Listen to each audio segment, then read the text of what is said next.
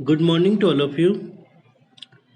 आज हम विज्ञान और प्रौद्योगिकी के पार्ट नंबर 5 परमाणु संरचना के बारे में इस वीडियो में पढ़ेंगे। आइए सबसे पहले हम विषय सामग्री देखते हैं जो कि हम इस वीडियो में इस पार्ट से पढ़ेंगे। आज हम इस वीडियो में सबसे पहले पढ़ेंगे परमाणु के आवेशित कण, इलेक्ट्रॉन की खोज, कैथोड किरणों के गुण, प्रोटॉन की खोज, कैनाल किरणों के गुण, न्यूट्रॉन की खोज, परमाणु संख्या, द्रव्यमान संख्या, इन सभी के बारे में आज हम इस वीडियो में पढ़ेंगे। आइए शुरुआत करते हैं परमाणु के आवेशित कण से। सन 1803 में प्रस्तावित डाल्टन के सिद्धांत के अनुसार परमाणु प्रत्येक पदार्थ का सबसे छोटा और अविभाज्य घटक माना गया। हमने लास्ट वीडियोस में डाल्टन के सिद्धांत के बारे में पढ़ा था और हमने उसमें देखा था कि डाल्टन के सिद्धांत कहता था कि परमाणु जो है किसी भी पदार्थ का सबसे छोटा कण होता है और ये अविभाज्य होता है, मतलब ये दोबारा विभाजित नहीं हो सकता। ये सिद्धांत उस समय प्रचलित द्रव्यमान संरक्षण नियम, स्थिर अनुपात नियम और गुणित अनुपात के नियम की व्याख्या कर सकता था। परंतु 19वीं सदी के अंत में कुछ प्रयोगों से पता चला कि परमाणु ना तो सबसे छोटा कण होता है और ना ही एक अविभाज्य कण है, जैसा कि डाल्टन ने कहा था। परमाणु सूक्ष्म कणों से बना होता है। इन कणों को इलेक्ट्रॉन, प्रोटॉन और न्यूट्रॉन कहा जाता है। कहने का मतलब है कि परमाणु जो है कई सारे छोटे कणों से बना होता है। ये कण में मुख्य रूप से इलेक्ट्रॉन, प्रोटॉन और न्यूट्रॉन्स होते हैं। जहाँ इलेक्ट्रॉन एक ऋणावेशित कण है, वहीं प्रोटॉन जो होता है वो एक धनावेशित कण होता है और जबकि न्यूट्रॉन जो होता है वो विद्युत उदासीन प्रकृति का कण होता है। विद्युत उदासीन मीन्स इसका कोई भी आवेश इसके पास नहीं होता। तो इलेक्ट्रॉन जो है वो ऋणावेशित कण है, प्रोटॉन धनावेशित कण है और न्यूट्रॉन जो है विद्युत उदासीन प्रकृति का कण है। आइए अब हम पढ़ते हैं इलेक्ट्रॉन की खोज कैसे हुई। अप्रैल 1897 में ब्रिटिश भौतिक विज्ञानी जे थॉमसन ने क्रुक्स नलिका पर कार्य करते हुए एक नए कण की खोज की जो ऋणावेशित था। थॉमसन ने जिस नलिका पर प्रयोग किया था वह शीशे की नलिका थी जिसमें धातु के 2 इलेक्ट्रोड लगे थे। नली में वायु या गैस को बाहर निकालने के लिए निर्वात पंप की व्यवस्था थी, यानी कि उसमें वायु और गैस को बाहर निकालने के लिए एक वैक्यूम पंप लगा हुआ था। जब नली में दबाव 1 मिलीमीटर के 1000वें भाग के बराबर था, यानी कि 1 मिलीमीटर का 1/1000 पार्ट्स यानी 1000वां भाग के बराबर तथा इलेक्ट्रोड के सिरों के बीच में 10,000, जब इलेक्ट्रोड के सिरों को हाई वोल्टेज सोर्स और कितना हाई 10,000 वोल्ट से जोड़ा गया तो पाया गया कि कैथोड से एक प्रकार की किरणें उत्पन्न होती है। ये किरणें सीधी रेखा में एनोड की तरफ गति करती है, जैसा कि अभी हम डायग्राम में भी देखेंगे। ये किरणें सीधी रेखा में एनोड की तरफ गति करती है तथा एनोड प्लेट के मध्य स्थित छिद्र से कुछ किरणें आगे जाकर धनात्मक प्लेट की ओर मुड़ जाती है। जैसा कि हम यहाँ पे इस डायग्राम में देख सकते हैं कि कैथोड, यहाँ पे 2 इलेक्ट्रोड कैथोड और एनोड है और कैथोड किरणें ऋणावेशित कणों से बनी है। यह हमें इसलिए पता चल सकता है कि ये किरणें कैथोड से एनोड की ओर सीधी रेखा में चलती है, परंतु एक अब ये बाहर की ओर एक विद्युत क्षेत्र में आने से ये प्लेट धन प्लेट की ओर मुड़ जाती है। इससे उन्होंने ये निष्कर्ष निकाला कि ये कण ऋणावेशित हैं। चूंकि ये कैथोड से उत्पन्न थे, अतः इनको कैथोड किरणें कहा गया। उसके बाद थॉमसन ने बार बार इलेक्ट्रोड की धातुओं को बदलकर देखा तथा नली में जो उन्होंने गैस ली उसको भी बदलकर इस प्रयोग को बार बार दोहराया, लेकिन हर बार उन्हें एक ही बात देखने को मिली। अतः इन कणों को उन्होंने नाम दिया इलेक्ट्रॉन्स और बाद में इनका आवेश एवं द्रव्यमान भी उन्होंने ज्ञात किया, जो कि 1.6 गुना 10 की पावर -19 कूलॉम ये आवेश निकल के आया और जो इसका द्रव्यमान निकल के आया 9.109 गुना 10 की पावर -31 किलोग्राम। ये इलेक्ट्रॉन का द्रव्यमान होता है। तो थॉमसन ने बार बार इलेक्ट्रोड्स की धातु को बदल के देखा और नली में जो उन्होंने गैस ली उसको बार बार बदल के देखा और इस प्रयोग को बार बार दोहराया, लेकिन उन्हें हर बार यही एक बात देखने को मिली और उन्होंने इन कणों को नाम दिया इलेक्ट्रॉन्स और उसका आवेश और द्रव्यमान भी उन्होंने इससे ज्ञात किया, जो कि इलेक्ट्रॉन का आवेश जो उन्होंने निकाला वो था 1.6 गुना 10 की पावर 19 कूलॉम और जो द्रव्यमान उन्होंने निकाला वो था 9.109 गुना 10 की पावर -31 किलोग्राम।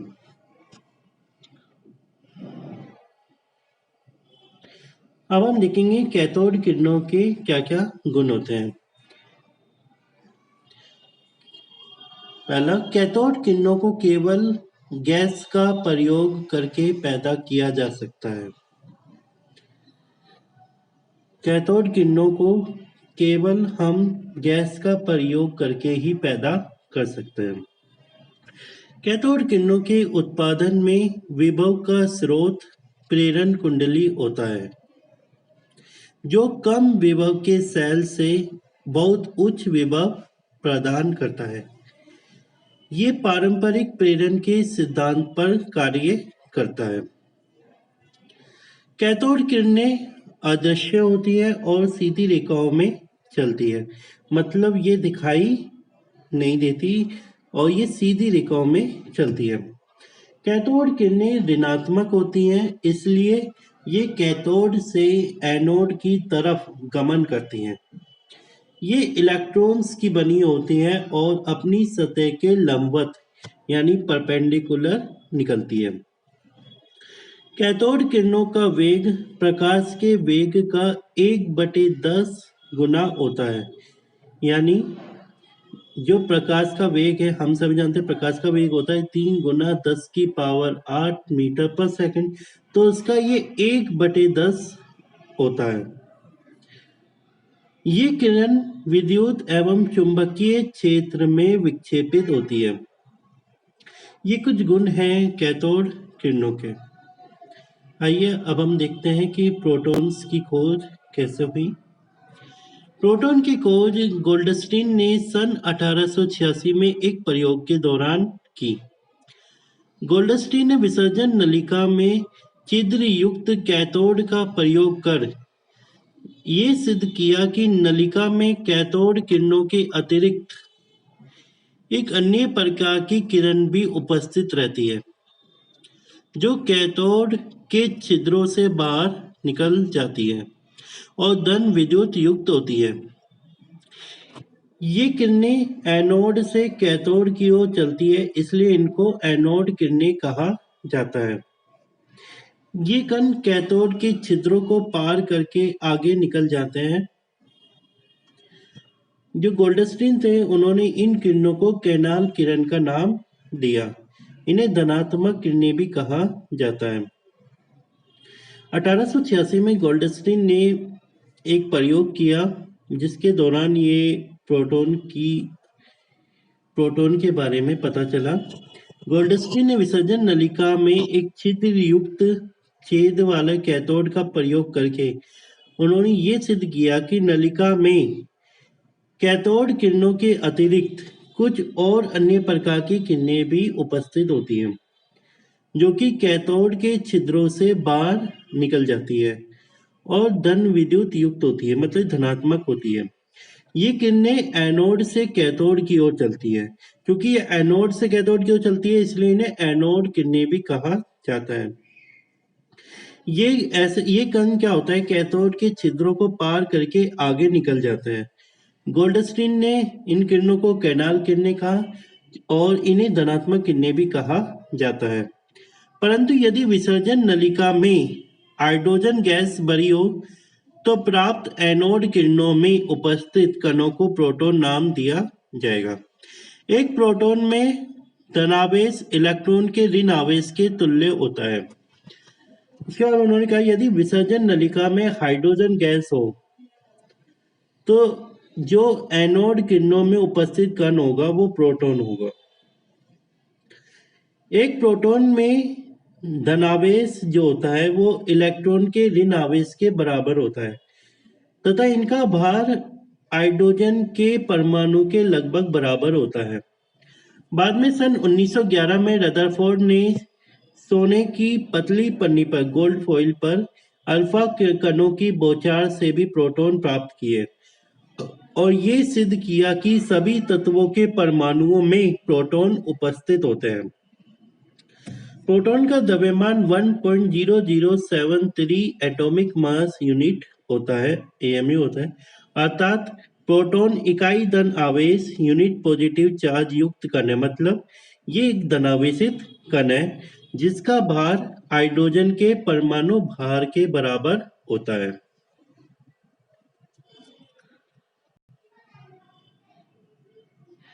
यहाँ पे हम देख सकते हैं गोल्डस्टीन की छिद्रित कैथोड सहित कैथोड किरण नली,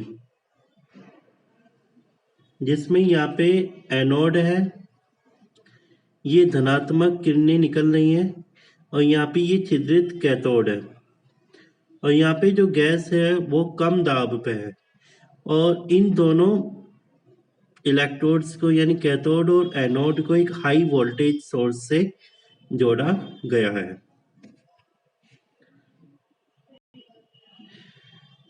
अब हम देखते हैं कि जो ये धनात्मक किरणें थी यानी एनोड किरण यानी कैनाल किरणों के क्या क्या गुण होते हैं। ये किरणें सीधी रेखा में चलती है किंतु इनकी वेदन क्षमता कैथोड किरणों से कम होती है। ये किरणें फोटोग्राफिक प्लेट को प्रभावित कर सकती है। एनोड किरणों का आवेश एवं द्रव्यमान का अनुपात विसर्जन नलिका में भरी हुई गैस पर निर्भर करता है। जो एनोड किरणों का जो चार्ज होगा यानी आवेश और जो द्रव्यमान होगा उसका जो अनुपात होगा यानी E/m वो विसर्जन नली में जो गैस भरी हुई है उस पर निर्भर करता है। ये एनोड किरणें प्रतिदीप्ति यानी फ्लोरेसेंस उत्पन्न करने वाली होते हैं, स्फुरिति यानी फॉस्फोरेसेंस उत्पन्न करने वाली होती है। एनोड किरणों में पाए जाने वाले कणों का द्रव्यमान विसर्जन नलिका में ली गई गैस के परमाणु द्रव्यमान के बराबर होता है। जैसा कि हमने अभी देखा था कि विसर्जन नलिका में हाइड्रोजन गैस भरी हो तो जो एनोड किरणें का जो कण होगा वो प्रोटॉन होगा। तो इसी एक बात निकल के आती है कि जो एनोड किरणों में जो कण पाए जाने वाले जो कण हैं उनका जो द्रव्यमान है वो विसर्जन नली में जो गैस भरी गई है उसके परमाणु द्रव्यमान के बराबर होता है। एनोड किरणें प्रबल चुंबकीय क्षेत्र या विद्युतीय क्षेत्र में विक्षेपित होकर ऋणात्मक प्लेट की ओर जाती है। जैसे हमने देखा कि एनोड से कैथोड की ओर जा रही थी तो ऋणात्मक प्लेट की ओर जाती है। इससे ये ज्ञात होता है कि इन किरणों पर धन आवेश होता है यानी ये पॉजिटिव चार्ज वाली होती है। एनोड किरणें यांत्रिक प्रभाव उत्पन्न करती है तथा मार्ग में उपस्थित हल्के पहिए को भी घुमा सकती है। आइए अब हम देखते हैं कि न्यूट्रॉन की खोज कैसे हुई। 1900 के आरंभ में वैज्ञानिकों ने यद्यपि ये पता लगा लिया था कि परमाणु के अंदर ऋणात्मक आवेश से युक्त इलेक्ट्रॉन और धनात्मक आवेशित प्रोटॉन होते हैं, किंतु इन दोनों अर्थात इलेक्ट्रॉनों और प्रोटॉनों का कुल द्रव्यमान परमाणु के कुल द्रव्यमान से कम बैठता था। जैसा कि हम अभी देख भी चुके हैं इन दोनों प्रयोगों से भी। तो 1900 के आरंभ में वैज्ञानिकों ने ये तो पता कर लिया था कि परमाणु के अंदर इलेक्ट्रॉन जो कि ऋणावेशित होते हैं और प्रोटॉन जो कि धनावेशित होते हैं, ये दोनों पाए जाते हैं। लेकिन जब इन दोनों के द्रव्यमानों को जोड़ते हैं तो ये परमाणु के जो टोटल द्रव्यमान होता है, कुल द्रव्यमान होता है, उससे ये कम बैठता था। इससे वैज्ञानिकों को ये अंदेशा होने लगा कि परमाणु के अंदर कोई एक कण और होना चाहिए और उसका नेचर उदासीन होना चाहिए, यानी वो उदासीन प्रकृति का होना चाहिए। तो इससे उन वैज्ञानिकों को यह अंदेशा होने लगा कि परमाणु के अंदर न्यूट्रल यानी उदासीन कण भी होने चाहिए। इस तथ्य का सर्वप्रथम आविष्कार 1932 में सर जेम्स चैडविक ने किया। चैडविक ब्रिटेन के भौतिक शास्त्री के रूप में विख्यात वैज्ञानिक थे। उन्होंने अपने प्रयोगों के आधार पर यह पता लगाया कि परमाणु के न्यूक्लियस में यानी नाभिक में एक न्यूट्रॉन नामक उदासीन कण होता है। इन कणों का द्रव्यमान प्रोटॉनों के साथ जोड़ने पर समस्त द्रव्यमान परमाणु के द्रव्यमान के बराबर हो जाता है। जैसे कि हमने देखा कि इलेक्ट्रॉन और प्रोटॉन की खोज 1900 तक हो चुकी थी। तो उस टाइम पे जब वैज्ञानिक इनके द्रव्यमानों को जोड़ते थे तो ये परमाणु के कुल द्रव्यमान से कम बैठता था। तो इससे वैज्ञानिकों को अब ये अंदेशा होने लगा था कि परमाणु के अंदर भी कोई और कण भी होना चाहिए जो कि उदासीन प्रकृति का हो। 1932 में चैडविक ने अपने प्रयोगों में यह बताया कि परमाणु के अंदर एक उदासीन कण जिसका उन्होंने नाम दिया न्यूट्रॉन, एक उदासीन कण पाया जाता है जो कि न्यूट्रॉन होता है। और जब इन कणों का जो द्रव्यमान है जब उसको प्रोटॉन के साथ जोड़ा जाता है तो ये समस्त परमाणु द्रव्यमान के बराबर हो जाता है। अब हम परमाणु संख्या देखेंगे। परमाणु संख्या चूंकि अब हमें ये पता चल गया कि परमाणु के नाभिक में प्रोटॉन्स पाए जाते हैं और न्यूट्रॉन्स पाए जाते हैं। तो एक परमाणु के नाभिक में जितने प्रोटॉन्स होते हैं उसे ही हम परमाणु संख्या कहते हैं, यानी परमाणु के नाभिक में उपस्थित प्रोटॉनों की संख्या को परमाणु संख्या कहा जाता है। इसे प्रतीक कैपिटल Z से प्रदर्शित किया जाता है। किसी तत्व के सभी परमाणुओं में प्रोटॉन की संख्या समान होती है। अगर हम एक तत्व की बात करें तो एक तत्व के जितने भी परमाणु होंगे सभी परमाणुओं में प्रोटॉन की संख्या समान होगी। और क्योंकि हम ये भी जान चुके हैं कि परमाणु में इलेक्ट्रॉन नाभिक के बाहर रहते हैं और चूंकि परमाणु जो होता है वो पूरी तरह से उदासीन होता है। इसका मतलब ये है कि जितना उसके अंदर धनावेश होगा उतना ही ऋणावेश होगा, मतलब जितने उसके अंदर प्रोटॉन्स होंगे उतने ही उसके अंदर इलेक्ट्रॉन्स होंगे। तो परमाणु में इलेक्ट्रॉनों की संख्या प्रोटॉनों की संख्या के बराबर होती है, इसलिए परमाणु विद्युत उदासीन प्रकृति के होते हैं। तो हम ये कह सकते हैं अतः परमाणु संख्या जिसे परमाणु क्रमांक भी कहा जाता है, तो जो परमाणु संख्या होगी वो किसी परमाणु में उपस्थित परमाणु के नाभिक में उपस्थित प्रोटॉनों की संख्या के बराबर होगी, या फिर हम कह सकते हैं कि परमाणु में उपस्थित इलेक्ट्रॉनों की संख्या के बराबर होगी। यानी परमाणु संख्या बराबर प्रोटॉनों की संख्या बराबर इलेक्ट्रॉनों की संख्या। द्रव्यमान संख्या। परमाणु का द्रव्यमान उसके नाभिक में केंद्रित होता है। ये नाभिक में मौजूद दो भारी कणों प्रोटॉन व न्यूट्रॉन की उपस्थिति के कारण होता है। इन कणों को न्यूक्लियॉन्स भी कहा जाता है। तो किसी परमाणु के नाभिक में उपस्थित न्यूक्लियॉन्स की संख्या को उस परमाणु की द्रव्यमान संख्या कहते हैं। यानी किसी परमाणु के नाभिक में यानी केंद्र में कितने न्यूक्लियॉन्स हैं, उन न्यूक्लियॉन्स की संख्या को ही उस परमाणु की द्रव्यमान संख्या कहते हैं। और जैसे कि हमने अभी देखा कि न्यूक्लियॉन्स क्या होते हैं, किसी परमाणु नाभिक में उपस्थित प्रोटॉन और न्यूट्रॉन की संख्या को अगर हम जोड़ दें तो वो न्यूक्लियॉन्स की संख्या बन जाती है। इसे कैपिटल ए से चिन्हित करते हैं। ये परमाणु के नाभिक में उपस्थित प्रोटॉन और न्यूट्रॉन की संख्याओं के योग के बराबर होती है। तो हम कह सकते हैं कि द्रव्यमान संख्या ए बराबर प्रोटॉनों की संख्या प्लस न्यूट्रॉनों की संख्या। और अभी हमने लास्ट स्लाइड में पढ़ा था कि प्रोटॉनों की संख्या क्या होती है, परमाणु संख्या होती है। तो हम कह सकते हैं कि द्रव्यमान संख्या बराबर परमाणु संख्या प्लस न्यूट्रॉनों की संख्या। तो इस फॉर्मूले का उपयोग करके हम द्रव्यमान संख्या बता सकते हैं। परमाणु क्रमांक और द्रव्यमान संख्या को तत्वों के प्रतीक पर चिन्हित किया जाता है। अगर हम एक तत्व X लें जिसकी परमाणु संख्या Z है और द्रव्यमान संख्या A है, तो हम इस प्रकार से लिख सकते हैं AZX। उदाहरण के लिए 12,6C। यहाँ पे कार्बन की परमाणु संख्या कितनी है, Z बराबर 6, तो यानी कार्बन की परमाणु संख्या 6 है और द्रव्यमान संख्या 12 है। तो इस तरह से हम किसी भी तत्व की परमाणु संख्या और द्रव्यमान संख्या बता सकते हैं। Thank you. अब इससे आगे का हम नेक्स्ट वीडियो में पढ़ेंगे।